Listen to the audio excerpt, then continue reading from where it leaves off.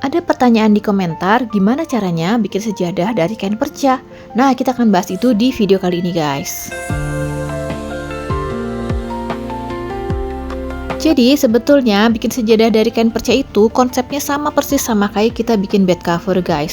Sama pakai atasan, pakai tengah, inner, dan pakai lapisan bawah. Itu konsepnya sama semua. Yang ngebedain adalah ukurannya, guys.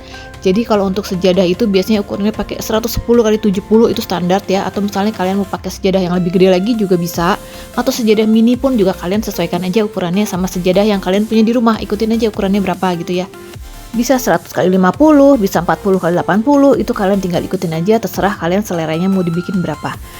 Basically karena pembuatannya konsepnya sama kayak bed cover, jadi kalian perlu nyiapin bagian lapisan atasnya, guys.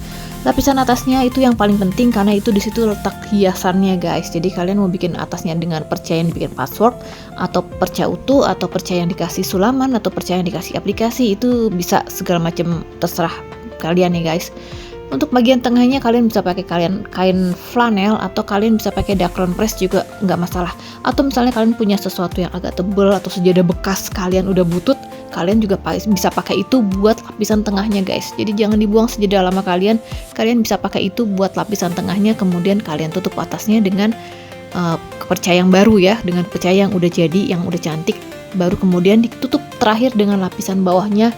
Kalian bisa pakai kain anti slip yang ada titik-titiknya itu, guys. Itu kan ada tuh di meteran dijual di marketplace, itu namanya kain anti slip gitu ya. Kalian bisa pakai itu atau kalian bisa pakai kain perca biasa aja yang lebar buat nutupin bawahnya.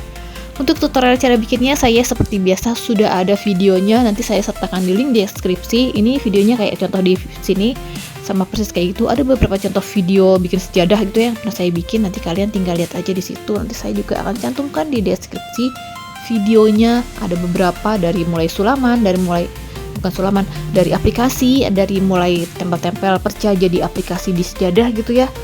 Ada juga yang di quilting, ada juga yang kotak-kotak kayak gini biasa, atau yang model susun cabin lock yang cuma kotak-kotak dibikin jadi kayak semacam apa ya, kalau cabin lock itu namanya tuh kayak balok-balok patchwork yang disusun jadi semacam pola gitulah, guys. Seperti itu, guys.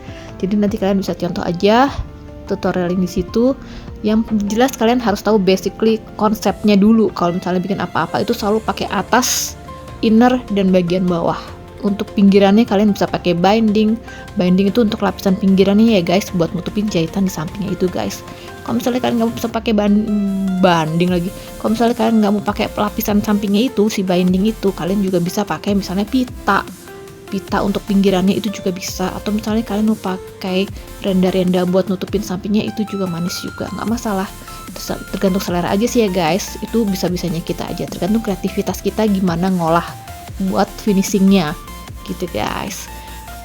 Oh ya, guys, ada satu tips. Kalau misalnya kalian cari ide-ide patchwork atau perca yang bisa dikaryakan untuk jadi sejadah dari luar negeri gitu kan agak susah ya, guys ya, karena mereka kan jarang pakai sejadah dong.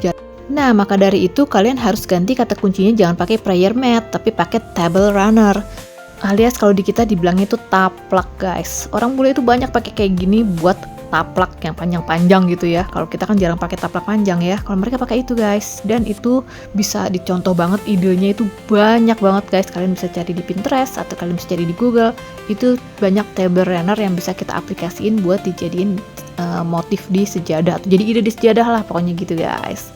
Ya, jadi demikian sekilap info dari saya. Semoga tips yang saya berikan di video ini bisa berguna ya, guys, buat kalian yang masih kebingungan gimana sih cara bikin sejadah dari kain perca dan idenya dapat dari mana gitu loh.